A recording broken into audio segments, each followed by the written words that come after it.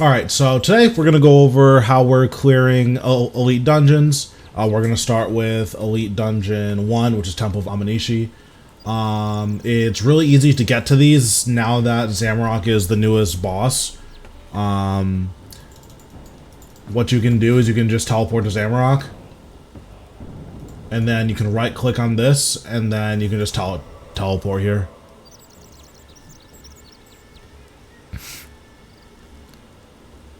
Sick. But yeah, so Elite Dungeon 1 is known to have the hardest trash mobs.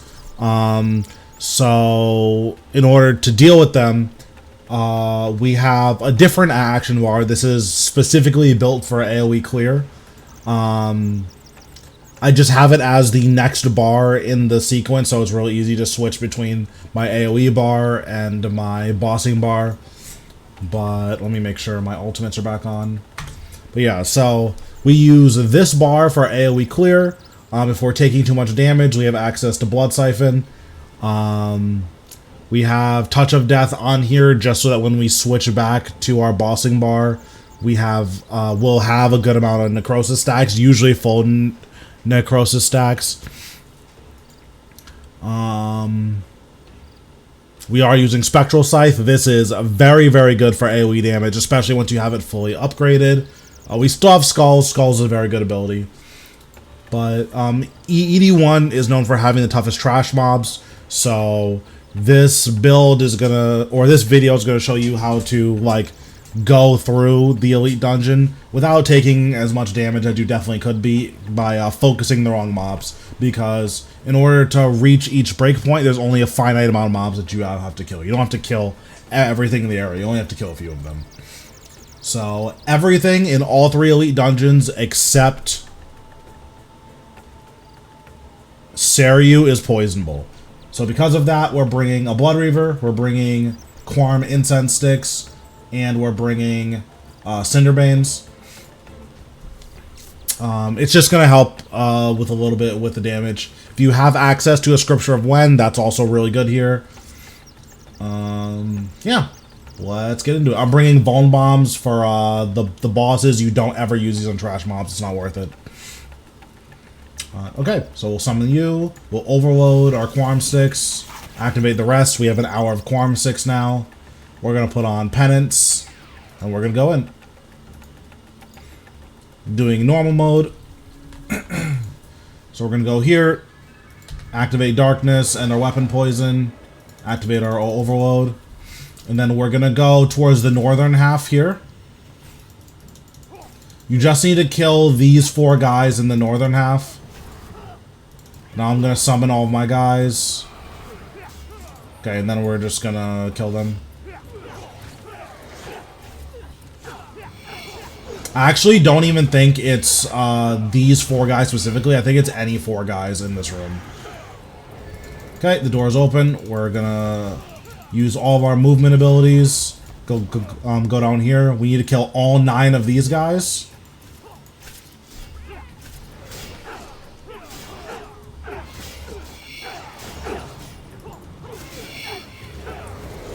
You can see they're taking a lot of poison damage.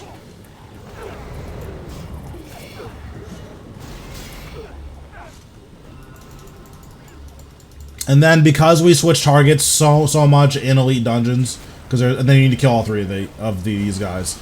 But because we switch targets so much, you just want to try to resummon your guys whenever you kill something.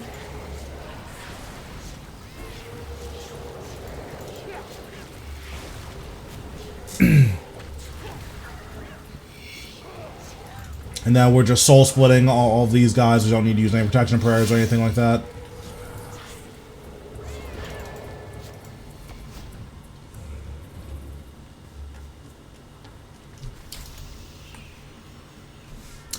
So what Blood Reaver does is whenever you heal, it does a typeless hit based on the damage that you've healed. And that is important with Cinderbanes, because your Cinderbanes can proc off of your Blood Reaver's typeless damage. So for enemies that are poisonable, Blood Reaver is usually going to be your best in slot familiar.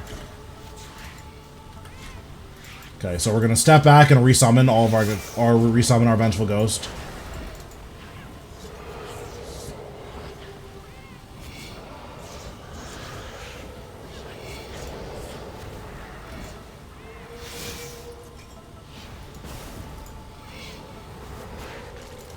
Okay, we have enough adrenaline, so we're going to resummon our Putrid Zombie. Then we need to kill these 3 guys here.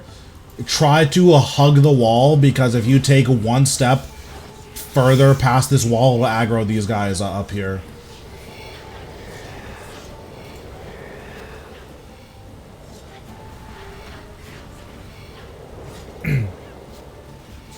Yeah, it's really good against poisonable enemies. So now we're going to go down here. We're ignoring all of these dragon things. They have really big click boxes, so just be careful when you're pathing here. And we're going to summon our Vengeful Ghost again. I must have targeted something. It's not letting us to summon it. That's fine. So we're going to kill these guys really quick, and then after we kill these guys, we're going to teleport out.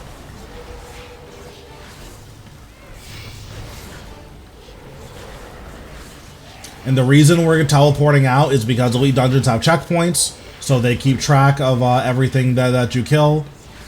But also, it will de-aggro all of these R-hats and move them to the other side. So we're going to heal up.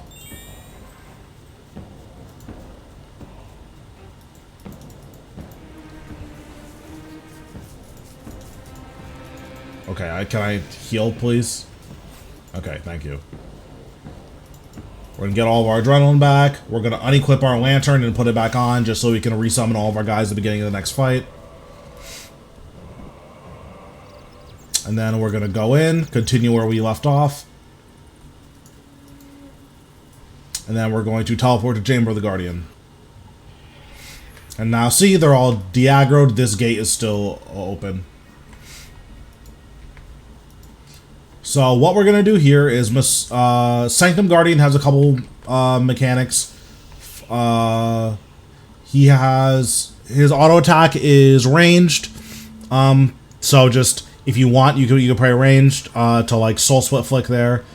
He will occasionally do a dive. For that dive, he goes and does a big splash. That's a melee hit. Then he does his spin attack, which is like a typeless damage. He starts on this tile, goes all the way around, and then ends on this tile. So if you start the fight here, once he passes here, he's walk over here, and then you don't have to worry about the smoke at all. Then his last mechanic is he will put the cloud on you that Ambassador puts on. So then you just drop the cloud somewhere that you don't plan on standing, and then you just don't have to deal with it. So yeah, we're going to resummon all of our guys and get into the kill.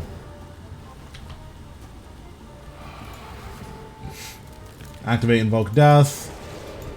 Skulls.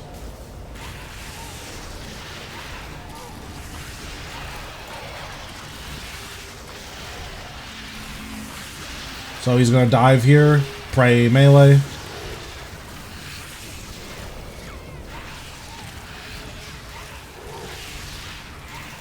Now we're gonna walk here.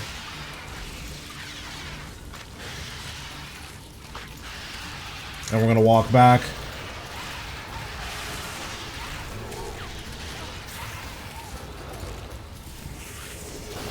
So he's about to drop the smoke, pray melee on the dive. So we're just gonna put the smoke where we don't plan on standing, and then walk back to our safe spot.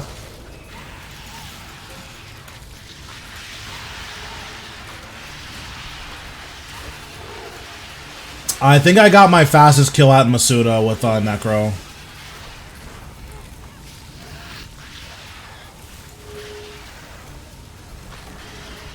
Pray melee here, and then he's dead. Oh nice, I got 2 fishy treats. Aren't those like 7 mil or something?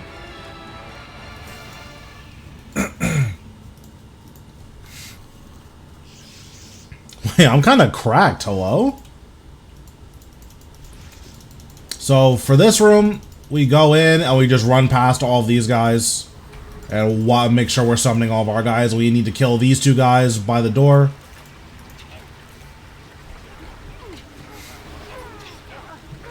Okay, I just got deleted. Why am I getting deleted? Oh, you need to pray melee when you go in here. Because these guys behind you, the Hanto sellswords, will kill you in one hit if you don't pray melee. So here, we need to surge past these guys. We're going to pray ranged. And then we're going to build adrenaline on here, enough for devotion. So now we're going to devotion and then kill these guys as soon as possible. If you don't pray devotion, these Death Lotus rogues will kill you in one hit, just like those melee guys did. Okay, now we can soul split and just run past all these guys. We don't have to kill anything in here. This crocodile, we can just skip him. Don't need to kill him. We have no target, so we're going to summon all of our guys. This is the only guy you need to kill to open this door.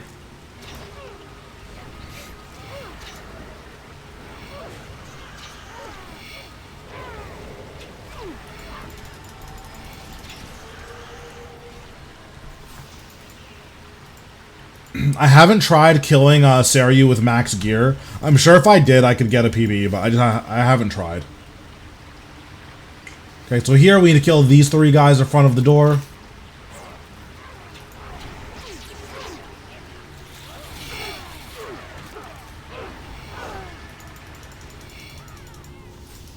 Okay, and now, so this part right here is why we have Finger of Death. We're going to go up here. We're going to Threads of Fate, click on this middle one, and then Finger of Death twice. And then we're just going to AoE down the rest of these guys. You just need to kill the 6 cloaked zealots that are up here. You can ignore all these other guys. Okay, then you can go through the door.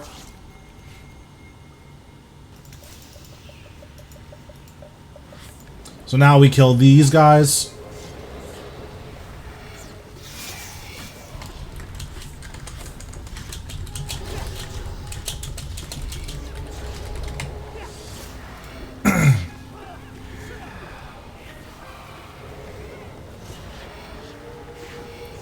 So once we kill these guys, we can just go down. Okay, so I like to hug this side of the staircase and then surge in. I don't know exactly how many of these guys you need to kill. I think it's 9 of them, but I'm not sure.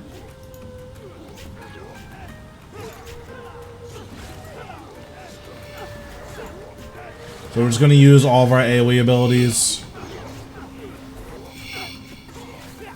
We're going to Threads of Fate, and then we're going to Finger of Death.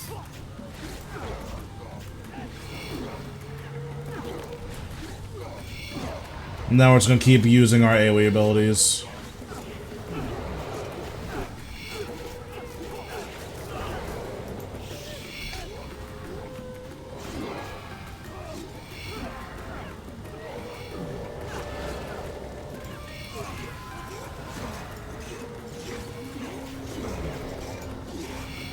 This should be the last one we have to kill. Or no, this one. I didn't see this melee here.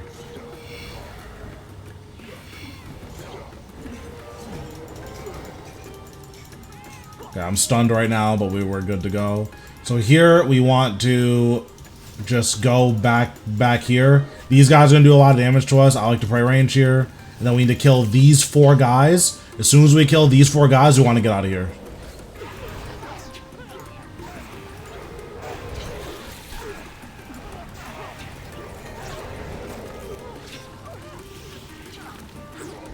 Make sure we're eating, because we are taking a bit of damage here. This is a good place to blood siphon.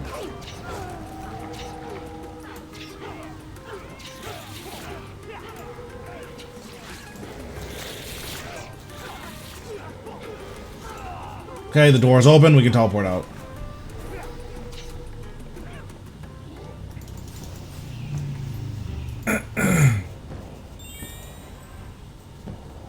So we're going to rebank.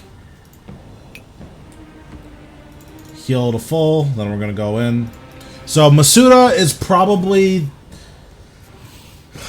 Unironically, he's like the second hardest boss in all of the elite dungeons. He just does a disgusting amount of damage. So if you get stuck on Masuta, everyone gets stuck on Masuta, so it's fine. So we're going to teleport.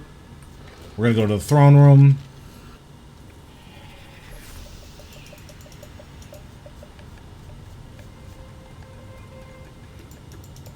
We're gonna go in here. We're gonna put all of our buffs on. We're gonna summon all of our guys.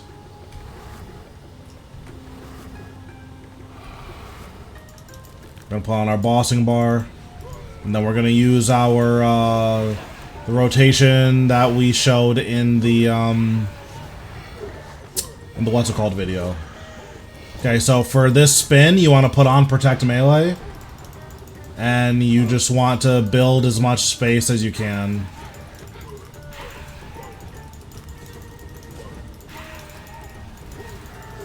Okay, once he stops spinning, you put Soul Split back on for a little bit.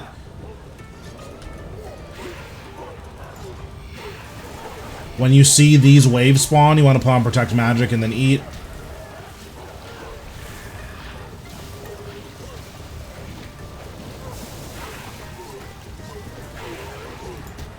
Okay, then you can put Soul Split back on. So now he's going to summon these waves here. You just want to put on Protect Magic and kill them. Make sure you're activating your Vengeful Ghost whenever you can. These waves do a lot of damage, so it's really important that you have your Vengeful Ghost heal you as much as you can. And then also you need to be eating up here as well.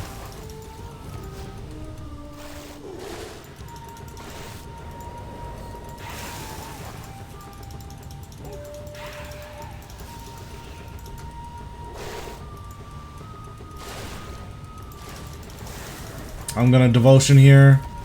Devotion gets extended by killing mobs, so using Devotion to kill these guys is not a bad idea. Okay, I'm gonna take this time to resummon everything. Activate Vengeful Ghost.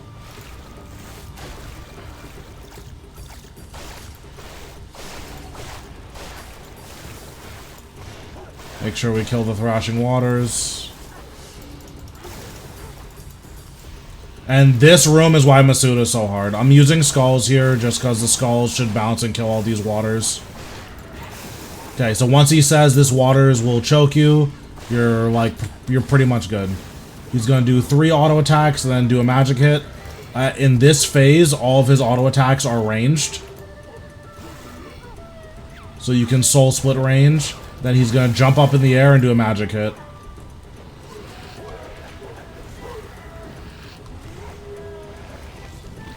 Okay, and now you're good. You can just hit him.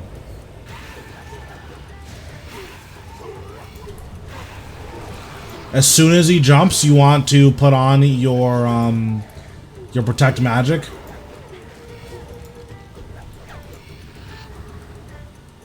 If you're in like pretty close to melee range, the damage happens instantly instead of when the projectile hits you. So that's why it's important to put it on as soon as he jumps.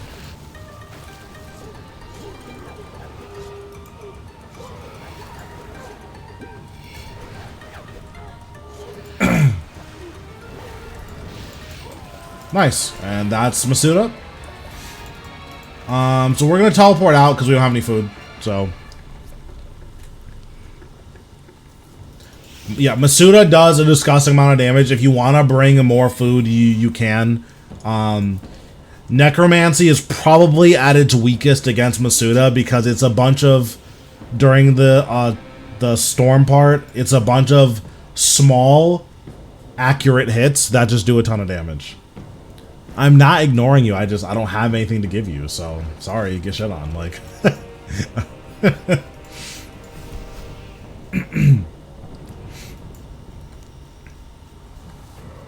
yeah, Kiln is pretty much free. Okay, so now we're gonna go back.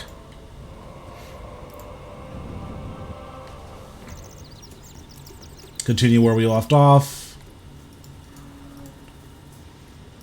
Teleport to the throne room again. So here's another place where we're going to take a bit of damage. Not like dying damage, but we're going to take a bit of damage here. So when you go in, put on Protect Magic. We're going to summon all of our guys here. And then we're going to skip these 4 and immediately just like run past them. Now use skulls on this one and then hit the other ones. Make sure you eat up so you don't die. Okay, once you kill these 3, you were just gonna run past these, eat up, and we're at Seiryu. So for Seiryu, this boss is actually not too bad. He has this really telegraphed auto attack. This does magic damage.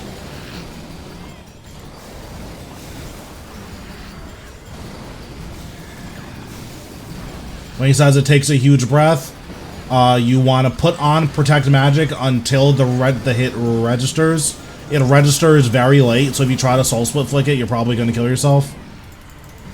Whenever his hand goes down, it's going to summon a thing under you. Wait for the circle to spawn to move. Same thing with this. Wait until the circle spawns to move. Put on Protect Magic.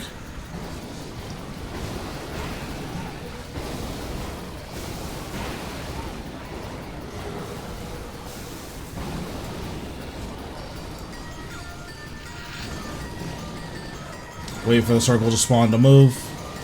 You have to move 2 squares to get off of it. So these hands will do a lot of damage to you, so just don't go near them. It's a lot of typeless damage.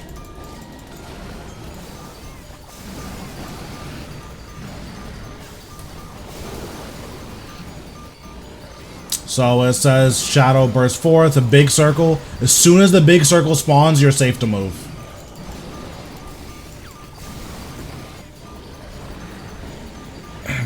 Once he's at 7.2 million health, he's going to be vulnerable, or he's going to stop hitting you. And then at that point, you want to climb up on his back using Jump to Shackle platform. So that's what we're going to do. As soon as we get up here, we're going to cast Invoke Death. And then we're going to use a Death Skulls rotation, or a Living Death rotation.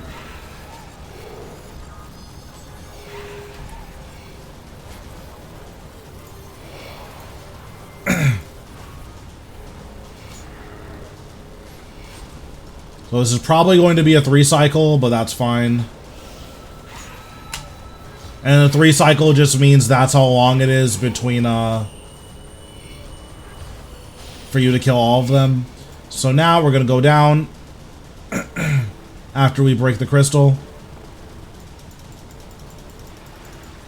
We're going to hit this guy, cast skulls on this guy. We just want to tag all of these to make sure that they're dying. Now we can go back up. Okay, this one lived. That's really bad. So if any of these live, Seiryu will eat them and it'll heal the crystals to full. Because that one lived, there's no point in damaging these. So we're just gonna go back down. We're gonna kill one of these. We're gonna re-heal all of our guys. We're gonna resummon all of our guys, rather.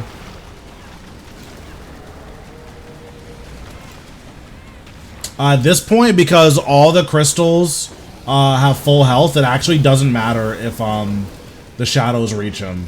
So Dominion Mines are worth using here. I just don't have them, and I am I imagine most people don't.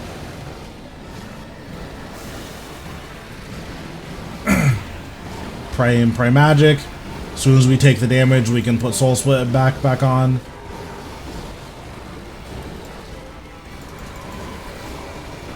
As soon as the circle spawns, we move two squares away from it.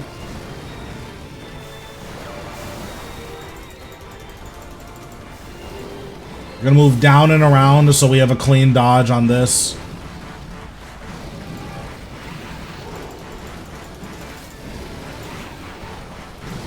Also, your conjures do not go up with you for Seiryu, so it's like not that big of a deal if they die.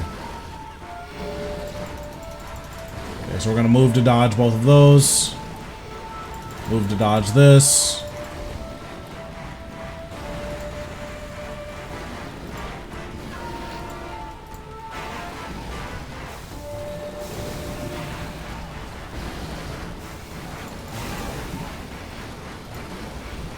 I do have tier 95s, I'm not using them for this demonstration.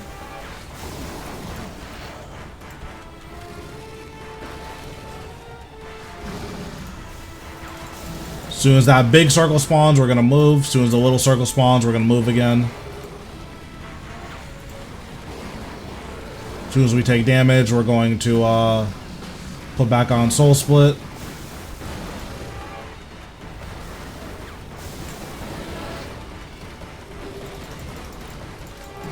Okay, now we're going to climb back up on this side.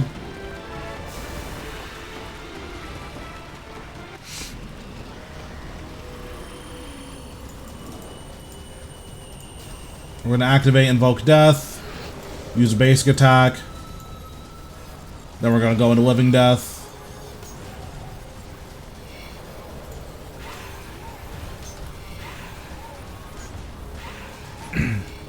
Then we're going to go through our rotation.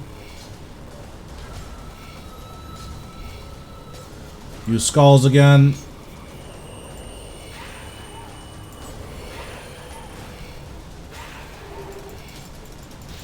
Okay, now we can go down.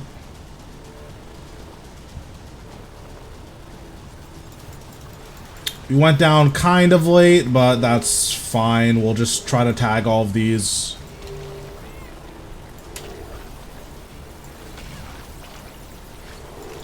So we tagged all of them, and then we'll Blood Siphon.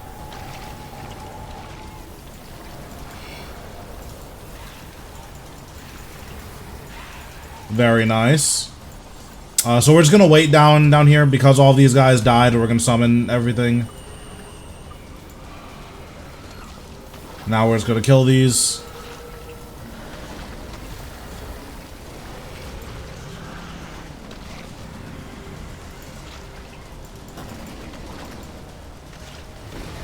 Okay, and then we're just gonna continue the fight as normal.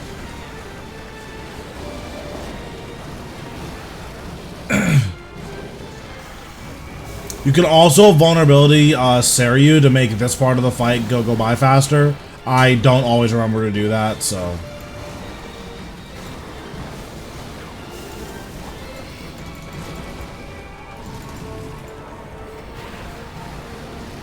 Put on Prey Mage.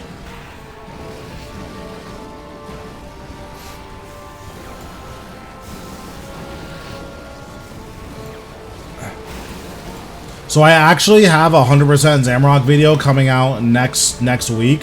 100% Zamrock is really tough. Mostly because it's bugged with Death Skulls right now, where Skulls bounces to the runes and just kills you. So it's like really not fun to use Necro there.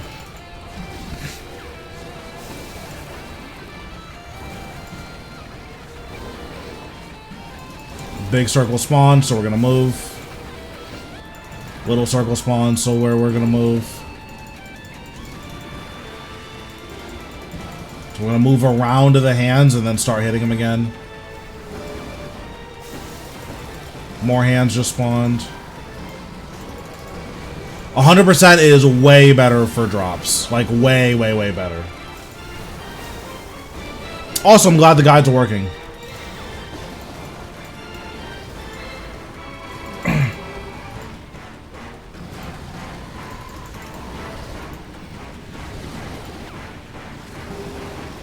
We're just going to use a couple auto attacks to finish this up. Then we're going to climb up this, and then we're going to finish them off here.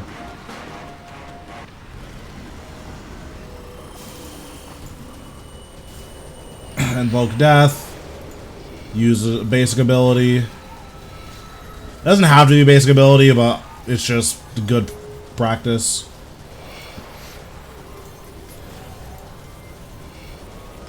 Finger of Death. Volley of Souls, 3 auto attacks. Another Finger of Death. Another Skulls. And Seiryu is dead. So that is how you do Elite Dungeon 1. The hardest part of all of the Elite Dungeons, besides Ambassador, is Masuta. The, what's it called? The torrents or whatever do a disgusting amount of damage. So if you die in Masuta, you're not the only one.